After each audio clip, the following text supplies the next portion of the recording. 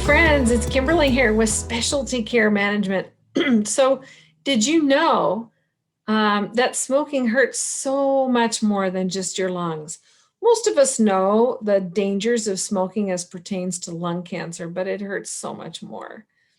You see, just on a very high level, the nicotine in a cigarette binds vitamin C, which is largely how it goes to work to really wreak havoc on our microvascular system. So, keeping in mind that vitamin C is really important, it's a precursor for collagen, right? So, we like that in our face creams, right? It helps keep our skin nice and smooth and elastic. Does the same thing on the inside. Vitamin C and collagen are really important to help the inner lining of the blood vessels. It keeps our blood vessels nice and smooth and elastic, right? Instead of brittle and frail. So, what happens when we smoke and that mechanism is inhibited and we can't make enough collagen to really support healing and just the health of our vasculature, that's how it does so much damage. You'll see here, damages the circulatory system. That's why it's implicated with heart disease, high blood pressure, also because it's a vasoconstrictor, meaning it makes the vessels constrict and makes those smaller. When you think about how that plays in the kidneys, a lot of people don't know that smoking definitely does contribute to kidney damage. And the way that it does that is through this microvascular system, right? So it's going to make those, keeping in mind your glomerulus, right? Think of your glomerulus. You have lots of them in the kidneys. They're the filtering units. I think of them like little balls of yarn and made up of capillary like little tiny blood vessels. And so when you have these glomeruli that become fragile and delicate, and now you're also jacking up blood pressure because of this vasoconstrictive effect, and circulation becomes more difficult, especially in these tiny little glomeruli, right? It makes it really hard for the glomeruli to be able to do the filtering work that makes our kidneys famous. And so it's super important, not just for your lungs, for your skin, for your circulatory health, even your bones, your brain, even in your intestines and for your digestive health. But especially, with the role of your kidneys, it's a huge player in kidney disease. If you're been wanting to try to think about quitting smoking, know that you absolutely can. If you've tried before and you failed, it doesn't mean that you're done failing yet, right? Try again. Most people have to try at least 7 times before they finally kick the habit. And between you and me, it is really difficult to stop any habit if we're not going to fill that habit with something else, right? Smoking, when I talk to people all across the country, they'll tell me they smoke because it helps them with stress. And I will tell you, chemically, there's nothing in a cigarette that helps you with stress.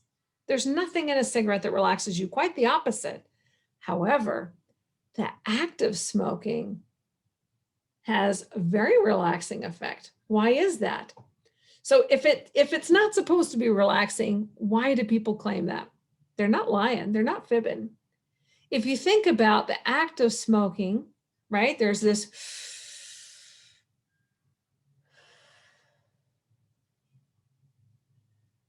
deep, lovely inhale and exhale.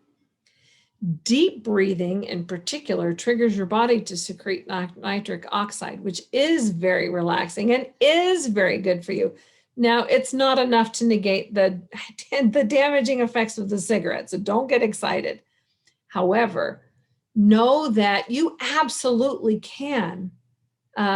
You can figure out for yourself what those two components that are important to think about. Not to judge yourself and beat yourself up. Life is hard enough. But what my advice usually is to folks, and if you call it advice at all, is to help them think through what is smoking giving them, right? For a lot of people, gives them something to do so they don't eat. Or it has this end effect where they feel it helps them cope with stress. And so, and oftentimes when they look at that, that's the reward that they're after. So take that reward and put it over here on a shelf. We'll come back to that in a minute. And then think about, what are the triggers for you? For some people, it's right after dinner. That's what they have. They don't have dessert, they have a cigarette. For some people, it's a stressful time at work. They get up and they walk out, they take a break. For other people, it's, the friends that they hang out with. If you're hanging out at a bar or whatever and they're smoking, it's going to be really hard to quit.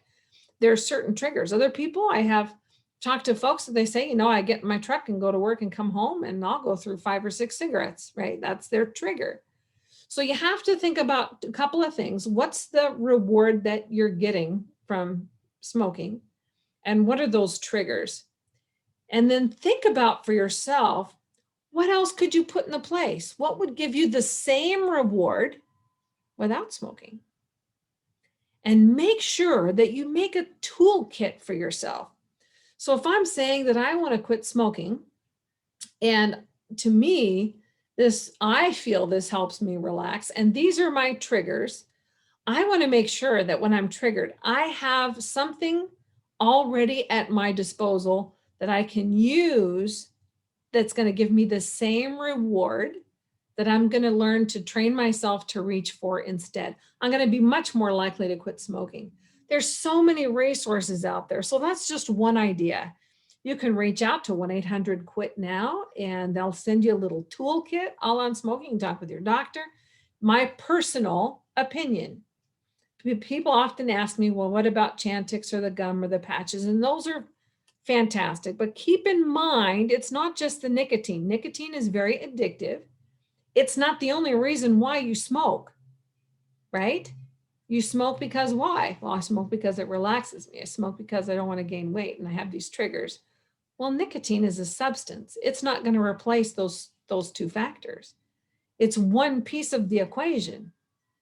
You could also limit your nicotine. You're still going to get nicotine from a gum or a patch. It's still going to have the same effects that you see here, right? You could quit smoking by smoking a little bit less. You could, every time you want a cigarette, smoke half instead. Don't hold on to that cigarette to smoke it later either, right? Gradually wean yourself off of the nicotine while you're figuring out, how am I going to, what am I going to put in the place of the habit to give me the same reward, right? And the nicotine is not the only reward that you're getting from smoking. It's important to look at those 2 factors. Relying on a gum or a patch isn't going to help you be victorious. I don't think. It doesn't help most. That's why a lot of people really have trouble. It works for some folks, but that's not the only thing that most of those folks are doing who have success with those things. So keep that in mind. Talk to your doctor, talk to your provider. Certainly 1-800-QUIT-NOW. If you want somebody in your corner who's going to cheer you on to quit, you call me up. I'll cheer you on. I believe in you a squillion percent. Not only are you going to save and improve the health of every organ in your body, think of what you're going to do with the money that you're going to save. My goodness, we could go on a vacation. Doesn't that sound great?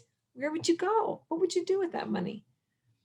It's really important for your health and just your feeling of being a champion and being victorious. You're going to look better. It definitely improves your skin and your hair's texture. You'll have more vitality, and it's definitely going to protect you from a host of other conditions. And that's my thought for you today, friends. Be healthy.